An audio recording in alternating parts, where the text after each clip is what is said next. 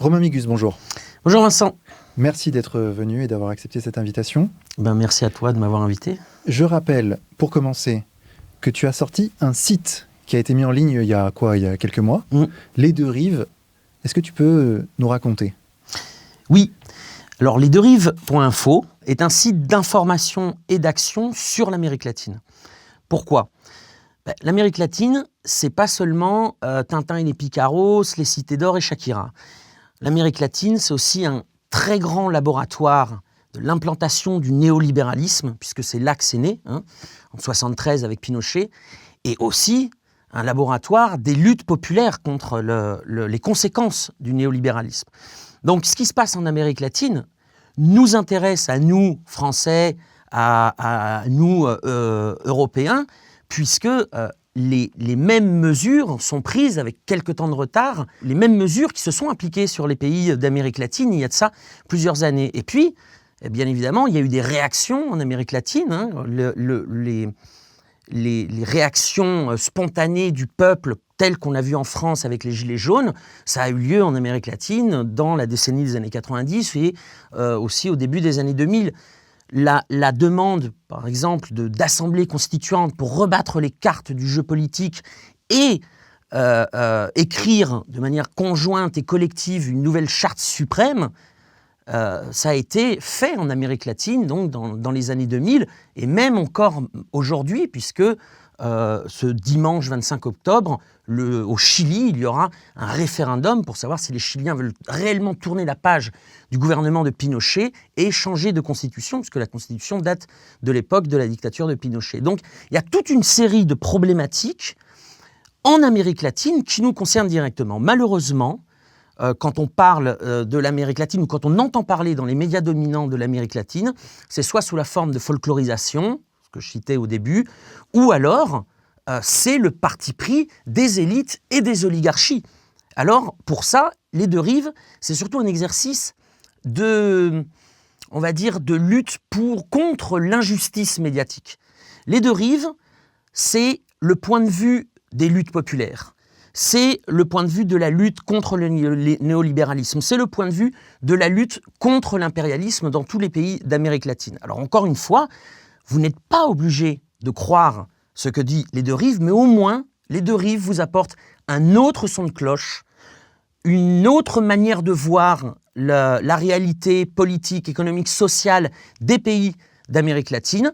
Et c'est à vous de vous faire une idée en comparant ce que vous avez dans les médias dominants, dans les médias mainstream, et d'avoir cet autre point de vue si nécessaire pour vous forger votre propre opinion. Donc Les Deux Rives, c'est de l'actualité tous les jours, les 3-4 actualités en français sur l'Amérique latine, c'est des articles d'opinion et aussi des vidéos, des reportages, des analyses avec des spécialistes francophones pour vous donner les clés pour comprendre ce continent en ébullition. Romain Migus, parlons un peu de l'actualité, et notamment l'actualité en Bolivie. Oui, c'est pour ça que je suis là d'ailleurs. Luis Arce vient aujourd'hui même d'être élu à une écrasante majorité à la tête de la Bolivie, un résultat qu'on n'attendait pas. Ah oui, c'est un résultat surprenant. Je crois qu'il faut revenir un petit peu en arrière, notamment 1 an en arrière, puisqu'il y a eu donc des élections l'année dernière. Donc le candidat du MAS était donc Evo Morales, le président Evo Morales, qui avait gagné la première fois en décembre 2005, donc qui était président depuis 2006 et qui a évidemment changé complètement le devenir de millions de Boliviens en les sortant de la pauvreté, en leur offrant une éducation publique de qualité, des soins de santé aussi gratuits. Donc il a opéré un virage complet par rapport au néolibéralisme. Politique internationale aussi. En politique internationale, bien évidemment. Il faut savoir aussi, je crois que c'est important pour comprendre tout ce qui va se passer par la suite, que la Bolivie a beaucoup de ressources naturelles, de l'étain, de l'or, mais aussi du lithium. Ce sont les plus grandes réserves au monde de lithium, c'est-à-dire ce minerai qui est essentiel dans la construction de plein d'objets qu'on a dans la poche ou en tout cas chez nous. Donc c'est un enjeu primordial puisque la Bolivie non seulement extrayait son lithium, mais ne se contentait pas de l'exporter en tant que matière première. Elle avait aussi développé toute une chaîne d'industrialisation propre au pays y compris d'ailleurs avec la participation du secteur privé, pour arrêter cette maladie économique, on va dire, et vraiment sortir le pays du sous-développement et devenir une puissance dans l'industrialisation, dans le cas de la Bolivie, de voitures électriques. D'ailleurs, il y a eu des réflexions très étonnantes, pour ne pas dire plus, de M. Elon Musk, non, qui avait dit, en Bolivie, on fait des coups d'État quand on veut. C'est-à-dire de légitimer le coup d'État qui a eu lieu donc l'année dernière, je vais revenir dessus, puisque évidemment, ce projet souverain, ce projet d'indépendance économique industrielle va à l'encontre de multinationales comme celle de M. Musk, mais d'autres bien entendu. Et donc, l'année dernière, Evo Morales avait gagné dès le premier tour des élections, puisque en Bolivie et dans d'autres pays d'Amérique latine comme en Équateur, pour gagner au premier tour, soit on fait plus de 50% des voix, mais aussi on peut gagner au premier tour en faisant 40% des voix et en ayant plus de 10% d'écart avec le second. Et c'est ce qui s'est passé l'année dernière. Sauf qu'il y a eu une révolte, on va dire, de secteurs factieux policiers et militaires et de secteurs paramilitaires venant notamment de la ville de Santa Cruz, non, où il y a une très forte oligarchie Ustacha, de descendance de ces Croates qui ont collaboré avec le régime nazi et qui s'opposaient donc de très longue date évidemment au gouvernement de Evo Morales. L'Organisation des États américains, qui est ce que certains appellent le ministère des colonies de Washington et dont le secrétaire général est un pion de la politique étrangère des États-Unis pour l'Amérique latine. Donc l'OEA a laissé entendre qu'il y aurait eu fraude, et là, ça a été la goutte d'eau qui a, en tout cas, lancé le coup d'État. Il y a eu des attaques contre la liberté d'expression, il y a eu des médias fermés par des milices paramilitaires, il y a eu des attaques en règle contre des membres du MAS, donc le parti de Evo Morales, et contre des membres du gouvernement, voire des secteurs de l'État, comme le défenseur des droits, la défenseur des droits de Bolivie, ce qui a forcé Evo Morales à démissionner pour éviter un bain de sang. Ce qu'il faut savoir, c'est que de nombreux législateurs boliviens et ministres boliviens avaient eux aussi démissionné dans les heures qui ont précédé, on va dire, le coup d'État en bonne et due forme, parce que des membres de leur famille avaient été kidnappés par ces milices paramilitaires et qu'on les appelait en leur disant « j'ai ton frère, ta sœur, ta femme, ton enfant avec un pistolet sur la tempe, si tu dégages pas, on les exécute ». Donc c'est ça ce qui s'est passé en Bolivie il y a 1 an. Et certains mettent en doute l'effectivité du coup d'État. Il s'agissait effectivement d'un coup d'État policier, militaire, avec la complicité de milices paramilitaires. Il y a eu donc la vice-présidente du Sénat qui s'est autoproclamée présidente, reconnue dans la foulée comme présidente de facto par les États-Unis, par l'Union européenne. La communauté internationale. Non, pas la communauté internationale. La communauté internationale, c'est 193 pays, mais ils ont par une minorité dans ces 193 pays occidentaux et certains pays régimes de droite de la région latino-américaine. Et donc, Janine Agnès, c'est son nom, s'est autoproclamée présidente, et donc du coup, pendant 1 an, a dirigé la Bolivie sans jamais avoir été élue. Et évidemment, elle s'était engagée à faire des élections. Alors ça, c'est un scénario que l'on a déjà connu en Amérique latine, puisqu'en 2009, le président du Honduras a été éjecté du pouvoir par un coup d'État, Mel Zelaya, et il y a eu par la suite des élections, avec des élections frauduleuses, pour finalement donner une respectabilité à la dictature en disant « Regardez, la personne a été élue ». Et en fait, on s'attendait à une situation comme ça en Bolivie. Je ne vais pas vous le cacher, moi je m'attendais à ça. Puisqu'il y avait, pour parler comme certains experts de l'ONU, des motifs raisonnables pour croire qu'il y aurait pu avoir une fraude électorale pour empêcher le retour du MAS et de M. Arce au pouvoir. Alors déjà, durant l'année qui vient de s'écouler, il y a eu tout un exercice ce qu'on appelle le lawfare, c'est-à-dire la judiciarisation de la politique, c'est-à-dire l'utilisation politique de la justice pour éliminer les adversaires politiques. Vous vous rappelez ce que je vous ai dit en intro? Parce que ça, on a déjà connu ça aussi en France, ce genre de petits trucs, notamment à la dernière élection présidentielle. Toujours est-il, je ferme la parenthèse et le parallèle, mais toujours est-il qu'il y a eu des tentatives pour interdire le parti du MAS, pour emprisonner son candidat. Evo Morales est réfugié en Argentine.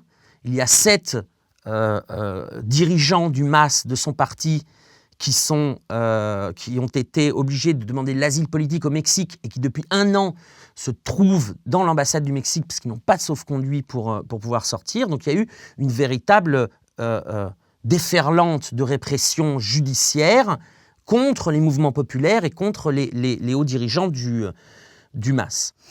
Alors, l'élection de ce dimanche 18 octobre prend place dans un contexte extrêmement tendu, avec une militarisation des rues, avec le fait que le président du tribunal suprême électoral, donc cet organe qui est chargé d'organiser les élections, avait été nommé juste après le coup d'État. Cette personne, selon des câbles de Wikileaks, était un informateur des États-Unis, un proche, très proche, et il ne s'en cachait pas d'ailleurs, du candidat néolibéral Carlos Mesa, et avait eu une expérience comme employé du NDI, du National Democratic Institute, donc qui est une fondation états-unienne qui s'emploie à la déstabilisation des pays non alignés sur la politique étrangère de Washington. Il avait été employé de cet institut au Honduras,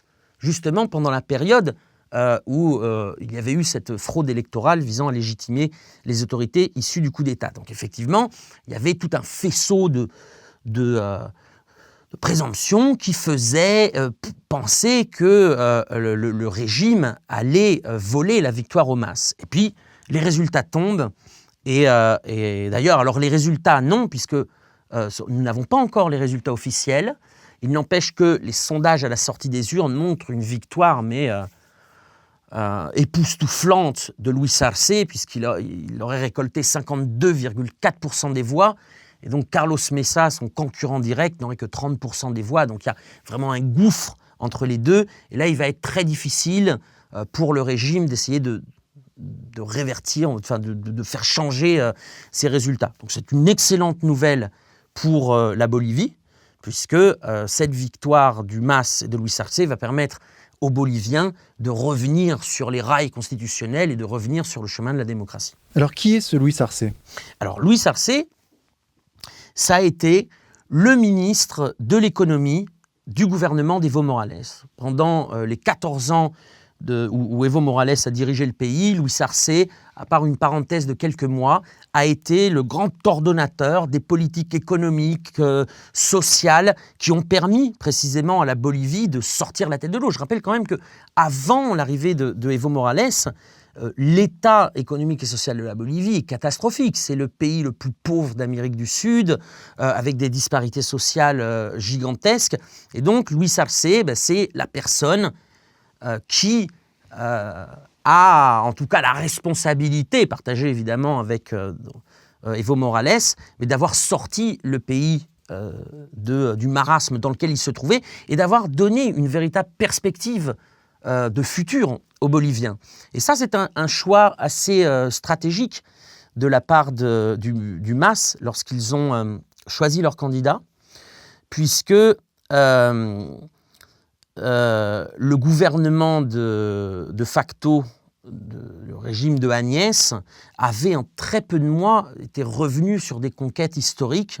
Et donc, il y avait, en choisissant Luis Arce, le MAS imposait un message à la population en disant « Vous pouvez choisir entre les années d'or que vous avez vécues pendant ces 14 ans et ce système qui s'est mis en place de manière antidémocratique. » Donc voilà qui est Luis Arce, et donc visiblement cette stratégie s'est révélée payante.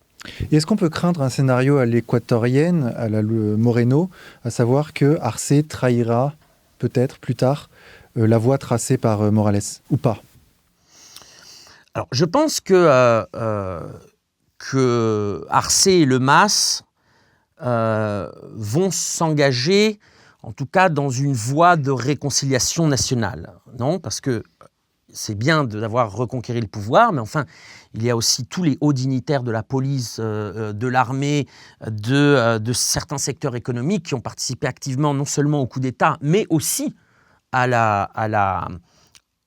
l'acharnement judiciaire contre les militants et les dirigeants du MAS. Donc je pense, et d'ailleurs son premier discours, en tant que, juste après avoir eu les résultats à la sortie des urnes, laisse envisager cela. Il a dit « Nous devons envisager le futur sans haine », c'est-à-dire pas dans un esprit revanchard, mais dans la volonté de tourner une page, même si c'est une page sombre, et la volonté de réunir les Boliviens. Et je pense que, évidemment, si ça s'applique pour les uns, ça devrait s'appliquer pour les autres, c'est-à-dire pour permettre à Evo Morales de rentrer dans son pays et permettre à tous les militants qui ont été pourchassés par la dictature et ceux qui sont réfugiés à l'ambassade du Mexique de pouvoir aussi participer à la vie politique de leur pays. Alors, ce qu'il faut savoir aussi, c'est que le MAS est un instrument politique. C'est-à-dire que ce n'est pas un parti. En tout cas, il se veut au-delà de la structure du parti. Donc, c'est un instrument politique qui regroupe, on va dire, plusieurs tendances sociales et politiques qui se fait eux-mêmes en alliance avec un groupement de mouvements sociaux. Et donc, il y a quand même une certaine pression qui peut s'exercer aussi de la part des militants de base et des sympathisants de la base, pas de base, de la base, justement pour éviter une trahison à la Lénine Moreno. Alors après aussi, il y a le poids du vice-président, David Choquehuanca, qui lui est aussi très très respecté parmi les militants et même parmi les Boliviens en règle générale. C'est l'ancien ministre des Affaires étrangères d'Evo Morales. La trahison de Lénine Moreno est un traumatisme non seulement pour les Équatoriens, mais aussi pour d'autres mouvements et partis en Amérique latine. Donc, je pense qu'une attention particulière sera mise, évidemment, pour éviter ce type de catastrophe qui a éloigné les coréistes du pouvoir. D'ailleurs, nous verrons bien, puisque les prochaines élections en Équateur seront en février 2021, mais ça, c'est une autre histoire. Pour revenir sur Luis Arce, il a quand même aussi un bilan qui n'est pas négligeable au niveau économique. Donc, il y a aussi il n'a pas fait qu'obéir aux décisions de Evo Morales aussi. C'est quelqu'un qui était convaincu de que la politique économique qu'il appliquait était bénéficiaire pour tous les citoyens de la Bolivie. Donc, effectivement, je pense que nous ne devrions pas être dans la même situation que l'Équateur. Où en est l'Amérique du Sud aujourd'hui, l'Amérique latine, à l'égard de l'impérialisme américain ? Bien, c'est une lutte constante.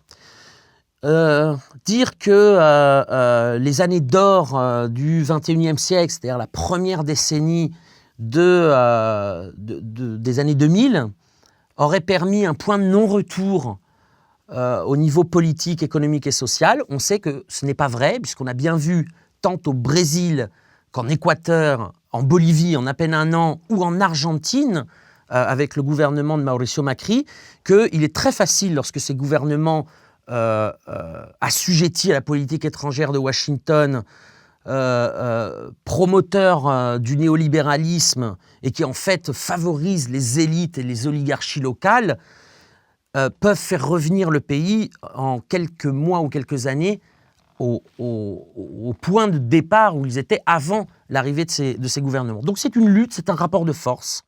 Et ce rapport de force va évidemment continuer. Dire que demain, la Bolivie va être réunie autour d'une concertation et qu'il n'y aura plus ces relents fascistes au sens propre du terme, pas au sens de qu'on peut avoir oui, en Europe. En Europe, évidemment qu'il va encore y avoir des rapports de force. Là, si donc, la grande majorité des Boliviens a voulu que le chemin se trace dans la voie inaugurée par Evo Morales, il y a de plus en plus d'Équatoriens qui effectivement regrette le gouvernement de Correa et donc s'apprête aussi à voter pour son candidat en février 2020. Au Venezuela, comme vous le savez, le pays est sous la proie d'un blocus criminel visant à asphyxier la population. Et pourtant, malgré ça, cette population résiste. C'est un rapport de force qui fait que les prédictions sur plusieurs années sont assez difficiles à émettre. Qui plus est, j'ai oublié ma boule de cristal, donc je ne vais pas me lancer là-dedans. Mais effectivement, il y a un rapport de force, et c'est à partir de ce rapport de force que les situations politiques évolueront. On pourrait se dire que les États-Unis ayant reculé sur le théâtre du Moyen-Orient pour se concentrer sur l'Amérique du Sud, les pays sud-américains auraient plus de difficultés face à l'impérialisme, etc. Or, vous dites que, en fait, en gros, ce n'est pas le cas, qu'il y a une lutte permanente qui n'est pas gagnée pour les États-Unis. Oui, il y a une lutte permanente. Par exemple, au Chili prochainement. Alors, le Chili, c'est même encore différent. L'invitation à parler du Chili était bien lancée, mais réglons les États-Unis. Et ça, je crois que c'est important de le souligner, peu importe d'ailleurs qui est président, non, ont les moyens de se consacrer à une politique latino-américaine et en même temps d'avoir une politique au Moyen-Orient différente. Ce n'est pas parce qu'ils changent de politique au Moyen-Orient que les politiques au niveau latino-américain vont forcément changer. Il y a eu une offensive très forte durant le gouvernement Trump, mais finalement, qui ne devrait pas connaître de grands bouleversements dans le cas où Donald Trump perdrait l'élection dans quelques semaines. Il s'agit là, évidemment, de contrôle des ressources naturelles, ou en tout cas de l'approvisionnement de ressources naturelles, puisque l'Amérique latine en regorge. Alors le lithium dans le cas bolivien, le pétrole dans le cas du Venezuela, et aussi d'un contrôle idéologique, c'est-à-dire d'éviter à tout prix ce qui s'est passé dans les années 2000, c'est-à-dire qu'une majorité de gouvernements décide de construire une intégration latino-américaine et une coopération latino-américaine qui les amènerait à se passer de traités bilatéraux avec les États-Unis ou avec d'autres pays. Donc on est dans une politique évidemment en mouvement, et qui est dictée par les rapports de force, alors internes et aussi évidemment par le géant impérial du Nord. Et par rapport au Chili, je crois qu'il y a une élection dans... Alors l'élection est très intéressante, encore une fois, c'est une élection qui nous concerne nous. Alors vous allez me dire, mais de quoi il nous parle? Le Chili, c'est très loin. Eh bien, figurez-vous qu'on demande ce dimanche 25 octobre aux Chiliens s'ils veulent une nouvelle constitution ou pas. Je précise que la constitution actuelle date de l'époque du dictateur Pinochet, et on leur demande dans une deuxième question quelles seront les modalités d'écriture de cette constitution, si ce sont les politiciens, c'est-à-dire les élus qui doivent l'écrire, ou s'il doit y avoir une élection pour une assemblée constituante, on n'appelle pas ça assemblée constituante, conseil constitutionnaliste, pour réécrire la charte suprême. Et alors, c'est très intéressant, puisque là encore, c'est né d'un rapport de force.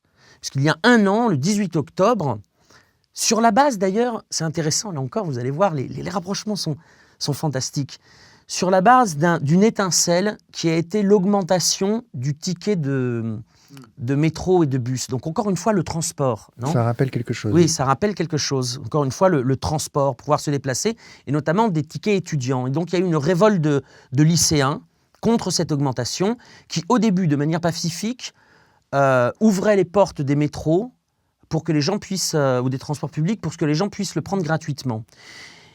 Et en fait, alors il y a eu beaucoup d'autres manifestations avant, mais de manière un peu disloquée. Et en fait, ça a été l'étincelle. Et la répression a été telle que d'amples secteurs de la société se sont réunis et les demandes ont largement dépassé la demande initiale qui était l'augmentation du transport. Là, évidemment, pour ceux qui ont un gilet d'une certaine couleur dans la poche ou sur le dos, ça vous rappelle immédiatement quelque chose. C'est pour ça que c'est très important. Alors, on ne va pas non plus continuer sur mon idée, mais notamment sur le système des retraites par capitalisation. Le pays inventeur de ça, c'est le Chili, sous la dictature de Pinochet. si vous voulez voir l'ignominie de ce système, regardez au Chili. Et donc, c'est ces luttes-là qui ont, je dirais, embelli et amplifié la lutte des étudiants qui a commencé donc, le 18 octobre 2019, la lutte contre le système de retraite par capitalisation, la lutte pour un État multinational en intégrant les différentes communautés indigènes, les Mapuches notamment, et différents types de revendications pour une université publique, pour la gratuité de certains médicaments ou du système de santé. Le Chili est l'élève modèle du néolibéralisme, hein, c'est né là-haut. Et du coup, ce rapport de force, les Chiliens ont quand même mis 10% de la population dans la rue, dans des manifs. C'est comme si demain, à Paris, il y avait une manif de 11 millions d'habitants. Le pouvoir, quand il voit 11 millions d'habitants dans la rue, avec au moins le triple, ou qui soutient depuis chez eux, évidemment, il sent que quelque chose se passe. Et donc, ça a forcé le pouvoir de Piñera à accepter donc, un référendum pour savoir si les Chiliens voulaient une autre constitution. Mais là, attention, le pouvoir a été forcé à cela, mais il a immédiatement essayé de cadenasser cette assemblée constituante, non ? Et notamment par la promulgation de la loi 21200, qui donne le cadre dans lequel se déroulera la possible future assemblée constituante. Et notamment l'article 136 de cette loi dit qu'il est impossible que la Constitution revienne sur des accords internationaux, et puis sur certains autres domaines comme la défense. Mais ça, c'est primordial. C'est primordial puisque, notamment pour les fonds de pension, ce sont aussi des accords internationaux qui déterminent ce système.